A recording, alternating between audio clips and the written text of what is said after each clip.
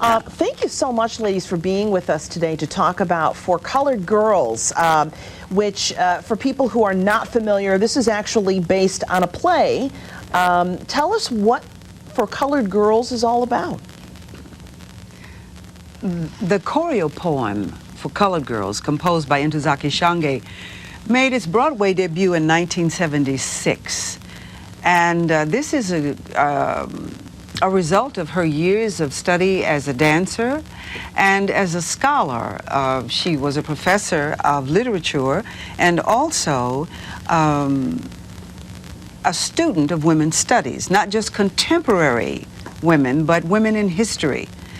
And she composed this choreo poem to express the different feelings that women have as a result of life experiences. Right.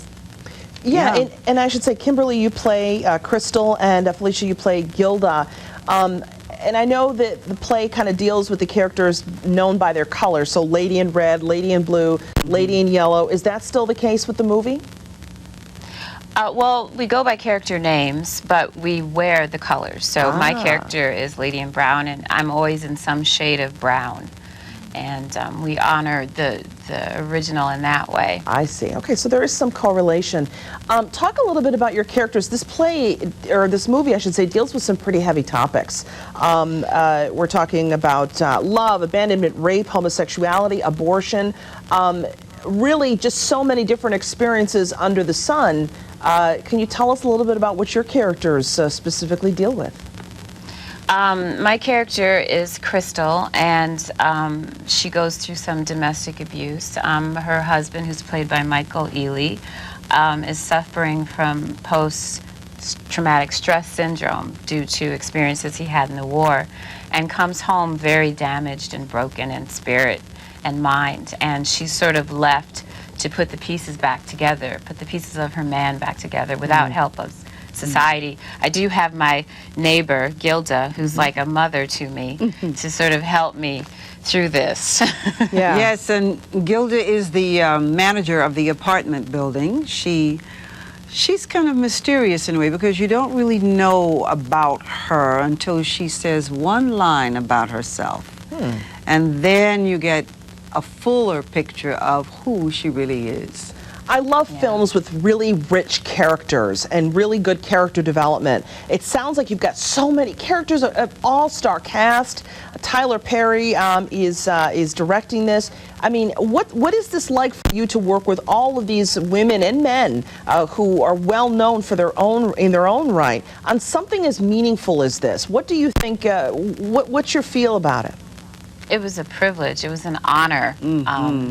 All of us collaborating and coming together to bring the best of what we have to bring this amazing piece to film for the next generation. It was one of the highlights of my career, definitely. Phylicia, do you take hope? Is there hope? Do you feel hope when you look at all these young actors and say, you know what, this is great. More young actors of color in Hollywood doing meaningful roles, in roles that aren't necessarily typecasting. Does that make you feel proud? Well, the truth of the matter is this wasn't in Hollywood, it was in Atlanta. Even better. Yeah, you know, yeah. I think there's room for everyone. And I think it's time that we begin to embrace our full humanity. Actually, it's past time. It's past time. Right. Yeah, exactly. A little past time, but better late than never. And we wish you both the best of luck. Thank you so much for sharing a little bit about For Colored Girls. Again, it's the movie version of the play from 1975. Thank you, ladies. We really appreciate it. Thank you. Mrs. Cosby kind of scolded me there. I felt chastised by Mrs. Cosby. Well, I'll just say, she looks the same to me. She's a classy woman. Very classy. Always been a very classy actress, and it's pretty remarkable. Kimberly Elise, a great actress, looks like she's walking right out of 1990 in the Cosby Show. I know, right? We got some more local headlines when we come back, everyone. More news straight ahead. And we're going to talk to the founder of Trans-Siberian Orchestra.